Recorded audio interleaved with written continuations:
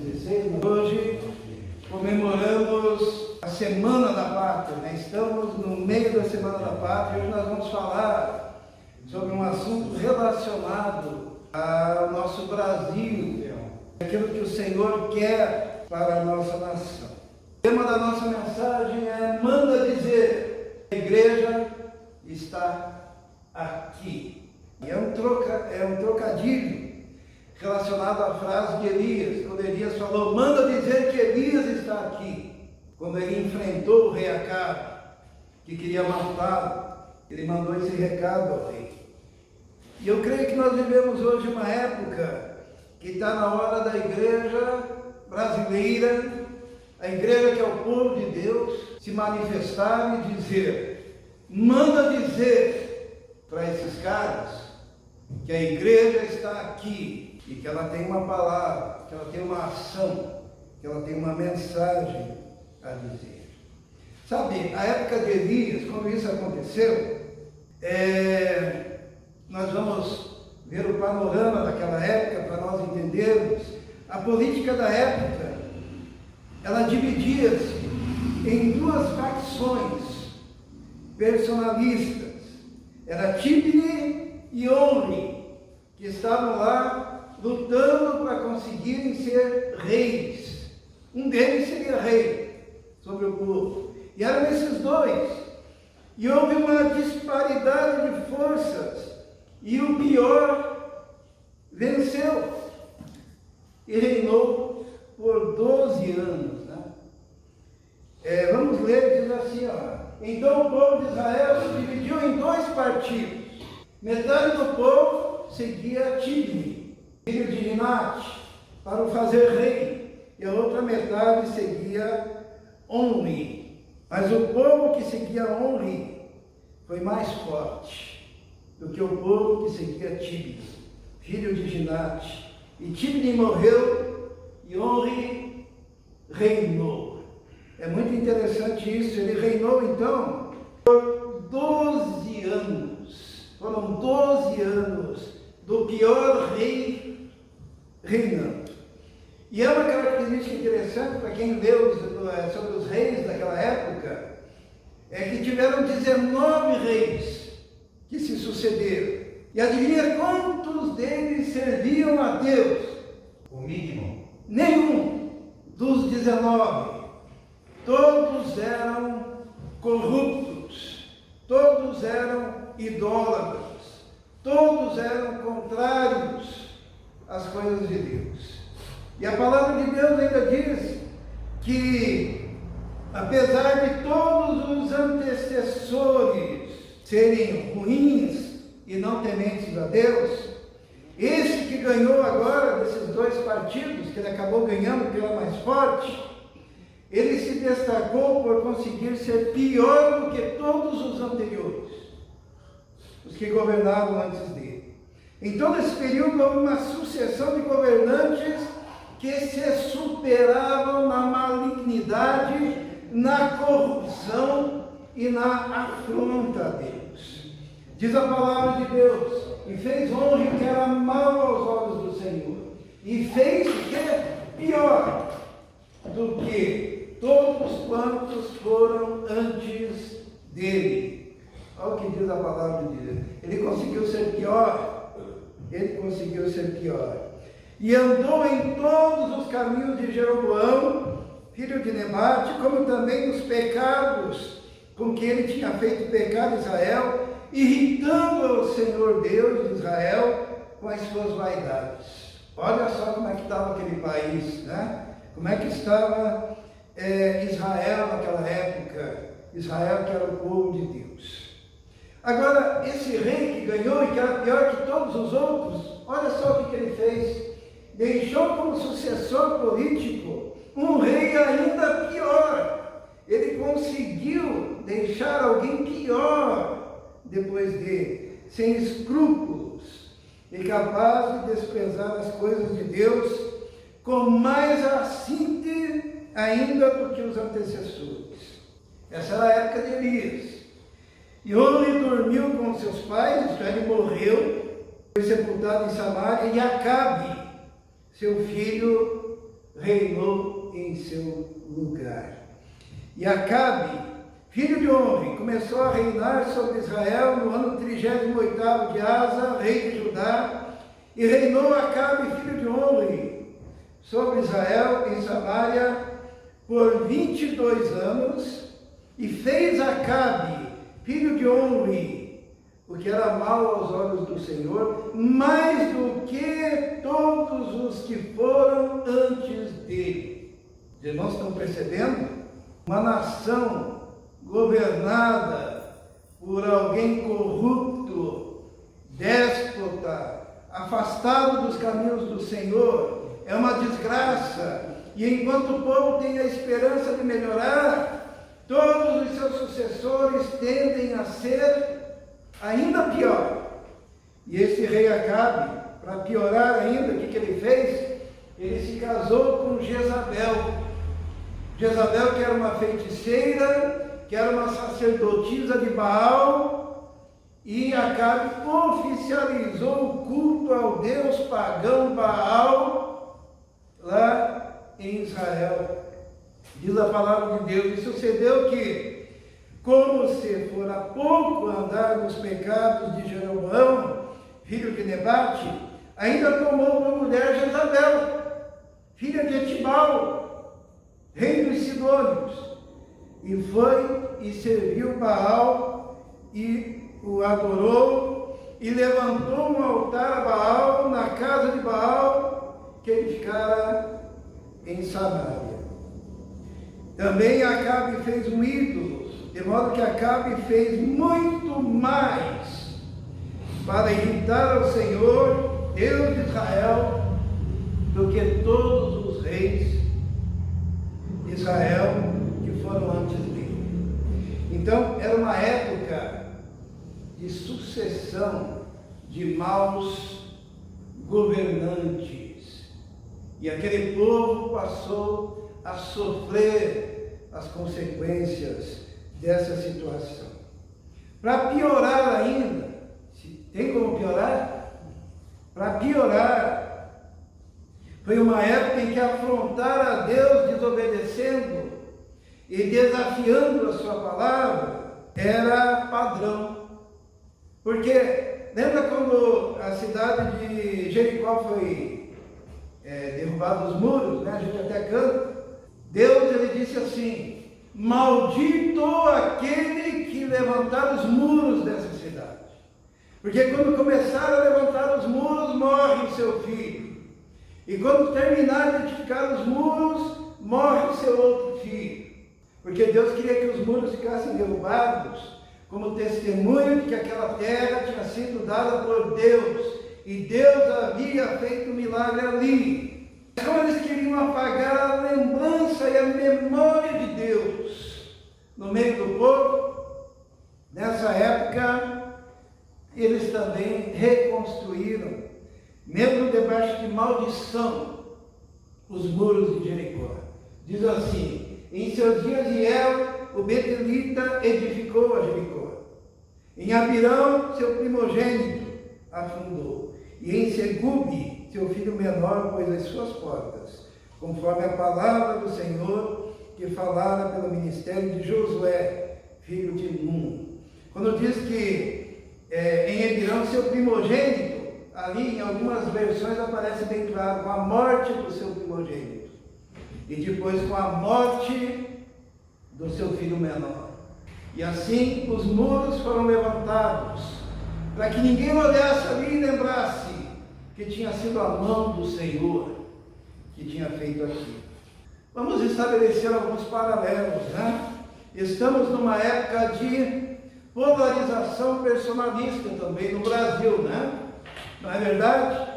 Temos praticamente 2 partidos, né? Vivemos uma época também de sucessão de maus governantes, ateus, adeptos do materialismo dialético. Durante os últimos 30 anos, o socialismo, o comunismo, o ateísmo invadiu as nossas escolas, invadiu a cabeça dos nossos teólogos, invadiu muitas igrejas, E as consequências vieram sobre o nosso povo.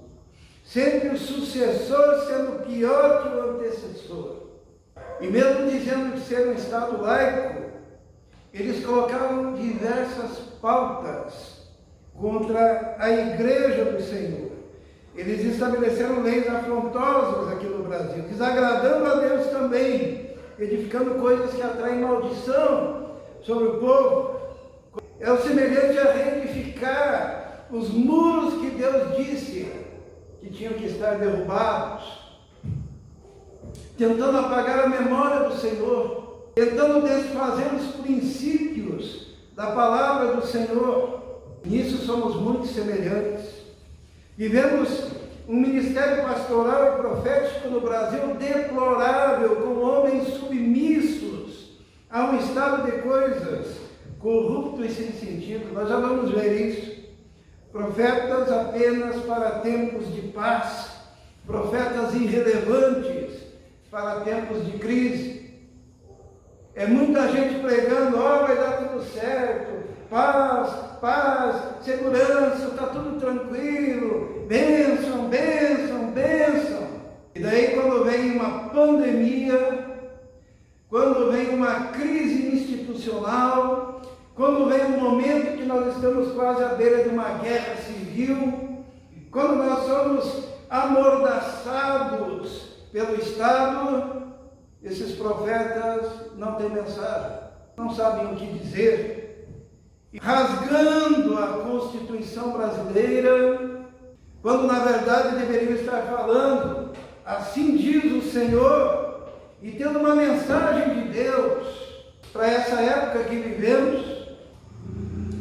É naquele contexto de Israel, é naquele contexto de crise que se levanta um profeta chamado Elias, uma autoridade de Deus que se fundamentou apenas na sua relação com Deus e no poder demonstrado pela sua palavra. Vamos ver as credenciais desse profeta que Deus levantou. A primeira credencial desse profeta naquela época foi a sua autoridade. Olha o que diz a palavra de Deus. Então Elias, o tisbita dos moradores de Gileade, disse a Acabe é aquele rei mau, vive o Senhor, Deus de Israel, perante cuja face estou, que nestes anos nem orvalho nem chuva haverá, senão segundo a minha palavra. Ele peitou o rei Acabe. Uma coisa interessante é que Deus escolheu Elias, o tisbita. Ele morava em Tisbe, ele era dessa cidade de Tisbe. Sabe onde que fica Tisbe? Se você procurar no mapa, você não acha. Era um vilarejo, era um lugarzinho insignificante. E não se diz mais nada de Elias. A gente não sabe se ele era de família rica ou pobre, se ele era de origem sacerdotal ou profética, se ele tinha alguma formação. Não, tão somente era um indivíduo que vinha de um lugarejo de nada, e Deus disse: é esse mesmo aí que eu vou usar nessa época de crise, porque Deus usa quem se prontifica a ser usado. E não é porque naquela época não tinha profetas, chovia profeta lá no reino, mas todos estavam submissos àquele estado de coisas. O profeta Elias chega, não vai chover, não vai ter nem orvalho nessa terra, senão segundo a minha palavra. Ele podia ter falado assim, segundo a palavra de Deus, né? Mas não, ele falou segundo a minha palavra. Sabe por quê? Porque lá em Tiago diz que ele orou, falou com o Senhor, pediu. Elias orou e não choveu. Quando nós oramos, quando nós buscamos a Deus, nós podemos ter autoridade para falar, como Elias teve. Esse homem que era desconhecido, esse homem que apareceu de uma cidadezinha do nada. Eu fico imaginando aquele cara lá meio caipirão, vindo lá do interiorzão, de um lugar desconhecido, de uma família desconhecida, ninguém sabia quem ele era, e ele chega diante do rei Acabe e dá de dedo no rei. Autoridade. Outra credencial de Elias Porque Deus havia dito para ele assim: retira-te daqui e vai até o Oriente, esconde-se junto ao ribeiro de Querite, que está diante do Jordão. E há de ser que beberás do ribeiro, e tenho ordenado aos corvos que te sustente. Foi, pois, fez conforme a palavra do Senhor, porque foi e habitou junto ao ribeiro de Querite, que está diante do Jordão. E os corvos lhe traziam pão e carne pela manhã, como também pão e carne à noite, e bebia do ribeiro. Ele foi usado por Deus porque ele obedecia a Deus, e ele tinha experiência com Deus. Ele saiu do anonimato, foi até o rei, peitou o rei, e daí Deus disse: agora vai lá para o ribeiro que eu te sustento. E Deus usou muitos mecanismos sobrenaturais para sustentar o profeta. Ele tinha experiência com Deus, ele sabia o que era andar com Deus, ele sabia que Deus, se tinha falado, tinha também poder para cumprir aquilo que diz. Elias também demonstrou a sua dependência de Deus. Era uma das credenciais dele para ser usado, porque Elias, quando acabou a água lá no riacho, porque afinal de contas, 3 anos de seca, uma hora a água acaba. Deus falou para ele assim: agora eu ordenei a uma viúva que te sustente. Diz a palavra de Deus que Deus falou assim: levanta-te, vai a Serepta, que é de Sidom, e habita ali, e eis que eu ordenei a uma mulher viúva que te sustente. E o profeta, o que ele fez? Ele obedeceu a palavra do Senhor. E era difícil obedecer, sabe? Porque o rei estava mandando gente para procurar o profeta em todo o reino. Ele corria risco. E Deus disse: vai lá para Serepta, que é em Sidom. Deus disse assim: sabe onde que eu vou te esconder? Na casa de uma viúva, que mora, sabe aonde? Lá na terra de Jezabel. O profeta poderia dizer: mas Senhor, lá é o lugar mais perigoso. Mas ele obedeceu ao Senhor. E ele foi sustentado, então, naquele período, por uma viúva. Ele tinha experiência com Deus, ele obedecia a palavra de Deus, ele tinha autoridade, porque ele tinha relacionamento real com Deus, e por isso ele poderia chegar diante de um rei como Acabe, um rei maligno, e confrontar. Um homem que trazia em sua vida uma experiência intensa de intimidade com Deus, e que nos dá como igreja o exemplo e os parâmetros de como agir frente aos desmandos de uma política déspota, corrupta e autoritária. Para nós imitarmos o profeta, o que nós devemos fazer? A primeira coisa é a reafirmação da autoridade suprema da palavra de Deus. Eu gosto dessa frase aqui, que suprema é a palavra de Deus. Supremo não são os homens. Supremo não são as instituições. Suprema é a palavra de Deus. E Elias vivia debaixo da autoridade da palavra de Deus, e não importava o que os homens falassem, a tal ponto que a seca, o desabastecimento, a crise hídrica, ele entendia que estava relacionada ao decreto de Deus. Deus tinha falado, e assim seria. Diz a palavra de Deus: e sucedeu que depois de muitos dias a palavra do Senhor veio a Elias no 3º ano, dizendo: vai, apresenta-te a Acabe, porque darei chuva sobre a terra. E Elias, sempre na sua vida, obedecia a palavra de Deus. Ele obedeceu a palavra de Deus quando Deus disse: vai ao rei. Ele era um desconhecido e confronta o rei. Ele obedeceu a palavra de Deus quando Deus falou: vai ao ribeiro. E ele foi lá ao ribeiro. Ele obedeceu a palavra de Deus quando Deus falou: agora vai a Sidom, cidade de Jezabel. E ele foi até lá. Ele obedeceu quando Deus disse: agora permita que essa viúva te sustente. E ele foi até a casa da viúva e permitiu. E depois agora Deus fala: agora volta lá, depois de 3 anos, e confronta o rei de novo. E ele foi lá e confrontou o rei. Sabe, a gente está precisando de uma igreja assim, uma igreja de obediência, uma igreja que coloque como prioridade a palavra do Senhor. Me chama muita atenção o fato de que Elias era um homem desconhecido, um homem pobre, um homem de uma cidadezinha insignificante, que Deus chamou, mas que estava disposto a obedecer a Deus. Hoje nós vivemos uma época que os pastores viraram estrelas, né? Os pastores estão querendo holofotes, os pastores estão querendo ser vistos, e o povo olha aquele pastor cheio de luzes em volta e esquece o que significa a palavra ministério. Quando o apóstolo Paulo viu que na igreja de Corinto havia uma briga de quem era o maior, né? Se era Paulo, se era Apolo, se era Cefas, né? Quem seria o maior? O apóstolo Paulo lhe disse para aquela igreja que os homens, o que ele falou? Que os homens nos considerem como ministros de Cristo. E essa palavra ministro, ela é bem significativa, pastor. Poderia ser usada 3 palavras no grego.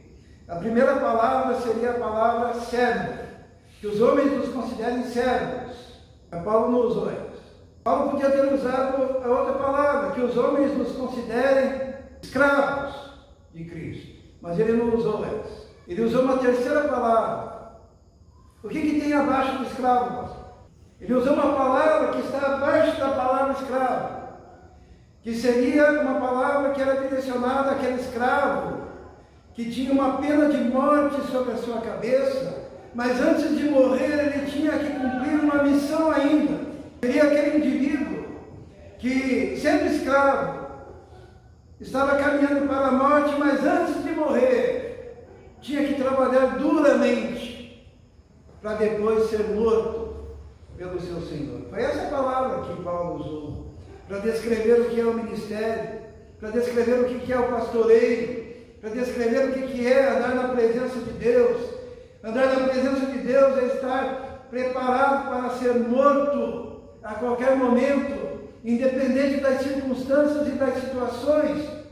E não é estrela, mas é servo, escravo caminhando para a morte. E Paulo e Elias, aqui no caso, ele se comportou assim. Obediência. Segunda coisa que nós vemos na vida de Elias, que serve para a igreja, é a reafirmação da relevância da presença da igreja no mundo. A igreja no mundo tem que ser relevante. Quando Deus mandou Elias voltar ao rei, todo mundo estava procurando Elias, mas ele foi ao encontro do rei, e ele se encontrou com o mordomo do rei, e disse assim: Obadias, fale lá para o seu senhor que Elias está aqui. E Obadias falou assim: olha, está todo mundo te procurando. Quando eu falar ao rei, ele não vai acreditar, ele vai acabar me matando. E daí o profeta Elias disse: vá lá e diga que Elias está aqui. A presença da igreja no mundo tem que ser assim. Significa o quê? Que a igreja não fique isolada em covas da incredulidade e da subserviência, né? É interessante. Onde estavam os outros profetas? Alguém sabe? Onde será que estavam? Quando houve toda aquela crise, sucessão de maus líderes, de repente Acabe reina, e Acabe é pior que os outros, os demais profetas estavam escondidos. Diz assim a palavra de Deus: e foi Elias apresentar-se a Acabe, e a fome era extrema, o povo estava sofrendo. Foi uma época em que os homens de Deus estavam acovardados em isolamento social, patrocinado pelo Estado.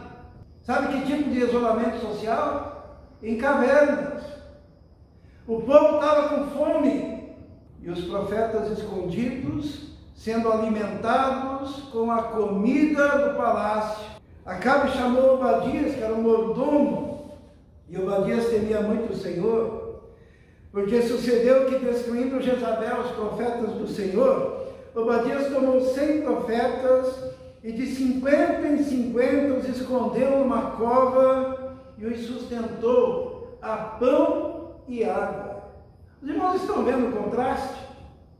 Enquanto Elias está colocando a cara para bater, enquanto Elias está falando, profetizando, proclamando, aqueles outros profetas estavam escondidos, passando água e pão do rei, roubado através de Obadias. E disse Acabe a Obadias: vai pelas terras de todas as fontes de água, todos os ribeiros, pode ser que achemos erva para que em vida conservemos os cavalos e as mulas e não percamos todos os animais. Sabe o que significa isso? Que enquanto o povo morria de fome, porque a fome era intensa, se nós trouxermos para o nosso Brasil, é desemprego, é gente sendo presa, é gente algemada na praia, é gente perseguida, é aqueles que vendiam o seu cachorro-quente sendo proibidos, é criança chorando, pessoas se suicidando. Enquanto o povo morria de fome, os únicos que tinham comida no meio daquele povo eram os palacianos, os que viviam no palácio, os cavalos e as mulas, que o rei disse, para cavalo e mula tem que ter comida, e os profetas, subservientes, covardes, calados, em isolamento, estavam isolados nas cavernas, escondidos. O profeta, o rei Acabe disse: olha, vamos percorrer para ver se a gente encontra esse tal de Elias, porque ele disse que pela palavra dele voltava a chover, E repartiram entre si a terra para percorrer, e Acabe foi a parte por caminho, Obadias também foi sozinho por outro caminho. Estando, pois, Obadias já em caminho, eis que Elias o encontrou. E Obadias, reconhecendo, prostrou-se sobre o seu rosto e disse: és tu, o meu senhor Elias? E disse-lhe ele: sou eu. Vai e dize ao teu senhor: eis que Elias está aqui. Porém ele disse: em que pequei para que me entregues a teu servo na mão de Acabe, para que me mate? Vive o Senhor teu Deus, que não houve nação nem reino aonde o meu Senhor não mandasse em busca de ti. E dizendo eles: aqui não está, então fazia jurar os reinos e nações que não te haviam achado. E agora dizes tu: vai, diz a teu senhor, eis que Elias está aqui. E poderia ser que, apartando-me de ti, o Espírito do Senhor me tomasse, não sei para onde, e vindo eu a dar as boas novas a Acabe, não te achando, ele me mataria. Porém eu, teu servo, temo o Senhor desde a minha mocidade. Porventura não disseram a meu Senhor o que fiz, quando Jezabel matava os profetas do Senhor, como escondi 100 homens dos profetas do Senhor, 50 em 50 numa cova, e os sustentei a pão e água. E agora tu dizes: vai, dize a teu Senhor, eis que Elias está aqui, ele me mataria. E disse Elias: vive o Senhor dos exércitos, cuja face estou, que deveras hoje me apresentarei a ele. Então Obadias foi encontrar-se com Acabe, o anunciou, e foi Acabe encontrar-se com Elias. E sucedeu que, vendo Acabe a Elias, disse: és tu o perturbador de Israel? Então disse ele: eu não tenho perturbado Israel, mas tu e a casa do teu pai, porque deixaste os mandamentos do Senhor e seguistes a Baalins. Quando há esse encontro, o rei quis dar de dedo no profeta Elias, e dizer: você é o perturbador de Israel, E Elias olhou para o rei e disse: és tu que és perturbador, porque abandonou os caminhos do Senhor, abandonou os mandamentos do Senhor e seguiu aos deuses.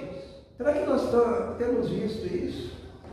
Sabe, me dói muito ver a subserviência, gente escondida, gente fugindo, gente se calando, gente com medo, obedientes. Existem alguns parâmetros que nós podemos seguir, mas a igreja tem que ter uma mensagem, e a igreja tem que anunciar o pecado da sua liderança política também, como fez Elias. O último exemplo que Elias nos deixa, como igreja, é a necessidade da reafirmação dos parâmetros que regem a boa prática do comportamento do povo de Deus no mundo.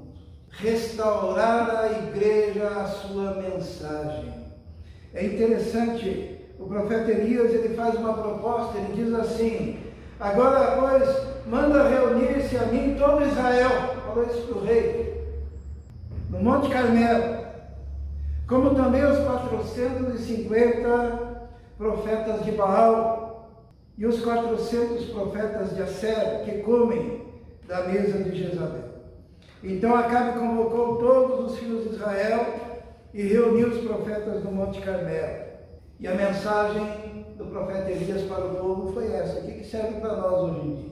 Então Elias chegou a todo o povo e disse: até quando cocheareis entre dois pensamentos? Se o Senhor é Deus, seguiu, e se Baal, seguiu. Porém o povo nada lhe respondeu. Sabe o que significa a palavra Baal? A palavra Baal significa Senhor. E o nosso Deus ele é chamado de quê? De Senhor. Porque havia uma confusão na cabeça do povo. Quando eles falavam Senhor, eles não sabiam se estavam se referindo a Baal ou se estavam se referindo ao Senhor Deus de Israel. Havia uma mudança conceitual na cabeça do povo. E aquilo que parecia ser uma coisa era outra, e aquilo que parecia ser outra era a primeira. Havia uma confusão de entendimento, como acontece também nos dias de hoje. Muitas pessoas pensando que estão servindo ao Senhor, Deus de Israel, e servindo a outro Senhor, porque nem todo que diz Senhor, Senhor, entrará no reino de Deus. Essa confusão a gente chama de ressignificação das palavras, mas se muda o termo para ficar um termo mais bonito. Cristão, de fato, é aquele que tem um encontro pessoal com Jesus, que não anda na idolatria. Por isso é impossível dar as mãos ao idólatra, que não consulta os demônios achando que está consultando espíritos dos mortos. Não podemos ter comunhão. É água e ódio. Deus separou um povo e o santificou. E esse povo, ele tem que se firmar. Nós temos até aqui as 5 solas da reforma protestante. Se a gente gravar essas 5 condições, dificilmente vamos cometer erros. Que é somente a fé, somente a Escritura, somente Cristo, somente a graça e somente glória a Deus. Porque se a gente acrescentar alguma coisa à fé, já destruímos tudo. Se nós acrescentarmos alguma coisa às Escrituras, às vezes as pessoas pegam livros de profetas humanos, de fora da Bíblia Sagrada, já destruiu tudo. Ou acrescentar alguma coisa a Cristo, tem que aceitar Cristo e mais algo, destruiu tudo. Algo além da graça, destruiu tudo. E glórias aos homens, destruiu tudo. O profeta Elias, ele nos orienta que o povo de Deus não pode ficar cocheando entre dois pensamentos. O que é cochear? Não sei se todos conhecem essa palavra, né? O que é o coxo mesmo? É o manco. Cochear entre dois pensamentos é estar manquejando entre duas dois pensamentos, entre duas situações. E o povo de Deus é um povo que só tem um norte, uma palavra, um caminho que deve seguir. A igreja precisa reafirmar a supremacia da palavra de Deus. A igreja precisa retomar uma condição de relevância no mundo, tanto para tempos de guerra, quanto para tempos de paz. Os irmãos sabiam que a mensagem pregada nos dias de hoje, ela se encaixa muito bem para os tempos de paz, mas é um lixo para os tempos de guerra, porque só quer se mostrar as coisas boas. A igreja precisa jogar no lixo todo entulho teológico produzido no presente século por falsos pastores e líderes que invadiram os púlpitos da igreja em busca de prestígio e riqueza.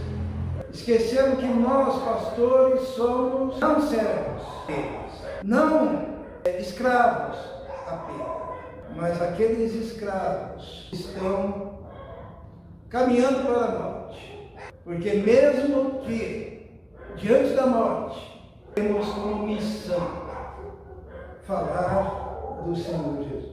A igreja atualmente precisa de novos Elias. Sabe que para você ser um novo Elias, você pode ser lá num lugar bem desconhecido, como Elias mesmo. Você pode ser a pessoa mais simples e com menos conhecimento e que não tem nenhum diploma assim na parede. Mas você tem que ter um compromisso de vida, uma experiência de vida com o Senhor Jesus. Eu coloquei aqui alguns exemplos, né? De pessoas que foram como Elias. George Whitefield, um pregador, promoveu um grande avivamento na Inglaterra. Jonathan Edwards, um grande pregador, submisso ao Senhor. Billy Graham viveu até 100 anos de idade, um dos maiores evangelistas da nossa época, submisso ao Senhor, obediente à palavra do Senhor. Moody, um dia chegaram para Moody e falaram assim: mas você nem sabe falar direito, o seu inglês é péssimo. Sabe o que ele respondeu? Ele falou assim: olha, realmente eu não domino muito a minha própria língua, inglês, mas tudo aquilo que eu sei em inglês eu consagrei ao Senhor, e eu uso tudo para a glória de Deus. Se você quiser usar tudo para a glória de Deus, Deus vai te usar. Essa época que vivemos agora é uma época de extrema necessidade, é uma época de joelho dobrado. Sabe por que Elias chegou no rei e deu de dedo e disse: não vai chover por 3 anos pela minha palavra? Porque antes dele falar isso, ele orou. Então, quando você vive uma vida de joelho perante o Senhor, quando você se levanta, você tem autoridade para falar em nome do Senhor. Por isso que eu gosto dos cultos aqui de quarta-feira. Sabe por que a igreja não tem chorado nessa pandemia? Chorado as desgraças que tantos outros estão colhendo, porque tem um povo toda semana lembrando de um por um, clamando, intercedendo. Não significa que somos melhores, mas estamos nos derramando diante do Senhor, para que cada família seja protegida, agraciada pela presença do Senhor. Deus é soberano, nós entregamos na mão dele, e ele tem sido bondoso para conosco. Digam que Elias está aí, digam que a igreja está aí, digam que esse povo está aí, para falar do Senhor. Amém? Vamos fechar os nossos olhos. Senhor nosso Deus, nós queremos te louvar, porque o Senhor usa pessoas simples, como foi o profeta Elias, vindo de um lugar tão desconhecido, um homem desconhecido, um homem de quem nunca se tinha ouvido falar antes, dele aparecer e ir ao palácio e confrontar aquela condição de coisas que acontecia na sua época. Nós te louvamos porque o Senhor faz esses milagres. Pedimos então a Deus, diante da situação que vivemos nesse país, que o Senhor mesmo esteja levantando a tua igreja, levantando o teu povo, levantando as pessoas mais simples, levantando aqueles que estejam dispostos para que possam anunciar a tua palavra e confrontar o pecado dessa nação. Nós te pedimos isso, pedimos o derramamento do teu Espírito, pedimos a tua graça e pedimos a realização do teu milagre, ó Deus, que possamos ouvir deste milagre nesta semana, em nome de Jesus. Amém. Amém.